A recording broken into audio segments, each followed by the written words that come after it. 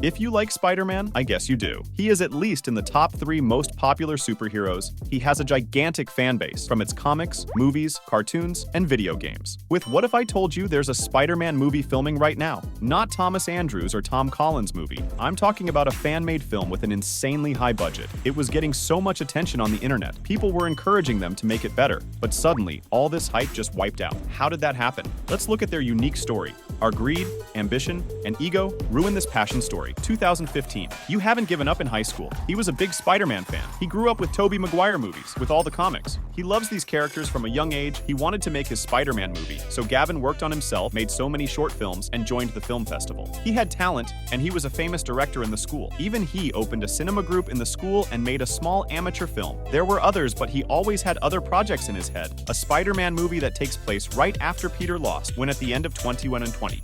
He brought together small teams and told them it was time to start. They thought they had enough experience and could make this move. Gavin and his team started sketching this scenario. Until the new year, the scenario was ready. They chose the name Spider-Man Loves. At first, he thought that they should make a small budget and make a film. We wouldn't see Peter Parker Spider-Man as much as in the originals. There were no action or swinging seats, but these were in a problem from getting. He just wanted to tell the dramatic story of Peter's pain after winning that before starting. He told his idea to his friends Ward and Wayne and asked them to play Peter Parker on the floor. Warden agreed. However, every support could be used to increase the production quality. He recorded a video of himself talking about the SAP, how he would do it, and the story. Then he uploaded this idea to a website called Indiegogo, where people share their ideas and show the funding they need. And if the idea is good, they get funds from other people. Gavin showed $5,000 as the needed amount. Would people believe in his project? Could he get that amount?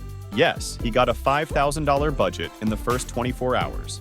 And in a short time, it got more than $100,000 in investment. People shared his idea on social media, and it became trending. Everyone wanted to see this film. Getting the funding, he told his team he had some ideas to add to their film. In comics, there's a story where Spider-Man beats up Green Goblin after he loses when getting 1 or 2 or Thek and other scenes, where Peter makes his vitamin stuff and swings around the city dealing with criminals, etc. After adding these to the scenario, they started to shoot the scenes. They made an insane, comic-accurate Green Goblin costume. That filament process was great. No delays or setbacks happened. They successfully finished the shooting stage and started post-production. That was the most important part because they promised fast to make high-quality fan-made films, and making good CGI and visual effects was very crucial for this film. Everything was still great. They were sharing backstage of the film, and Getting was making live streams to answer the fans' questions and ideas. Spider-Man LOTUS was going to be one of the best bandmate films in cinematic history. In early 2022, the trailer was released and it became viral. Even John Watts did director Tom Holland's Spider-Man trilogy premiere approach that things didn't go as planned. On June 17, 2022, Gavin was an active user of Twitter, and suddenly someone shared screenshots of their text. These messages created a big anger towards the main goal of the foe. These were awarded to Wayne's racist, aggressive messages. Right after that, people wanted to recast the main role. Warden posted an apology speech, and it made it his mistake, but then the problem became even bigger. 1 day later, the same anonymous users shared similar messages from the director Gavin Canuck.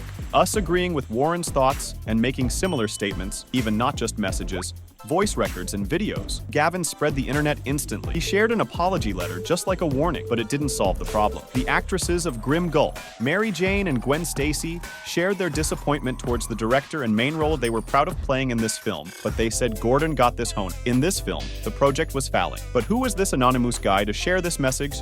Do you remember in the beginning, I told you that Gavin was making short films with his team in the school? That person revealed his real name after sharing the messages. His name was, he was one of the children in the cinema club. He wanted to be like Gavin. He told Gavin he wanted to make a Spider-Man film too. Gavin encouraged him to improve and kept promising he'll help him do. So that got confidence from Gavin and started to sketch a scenario by himself. But since Gavin got more attention from people and became more and more pop, when he started to become distant from his old friends, he was feeling like the new Quentin Tarantino. And he wasn't even looking at Mattis's messages after Spider-Man loads were getting so much traction that they looked at their chat and found what he needed in July 2006. After that much lynch, Yahoo stopped his Twitter account. Other team members share their thoughts by saying there are so many people working in this field, and it's unfair to raise that much anger because of 2 people who still don't know if after that much hate, they'll release the movie for not getting what they wanted from this film, then start to find another fan name called Spider-Man Convergence. I hope they won't make the same mistakes. See you there.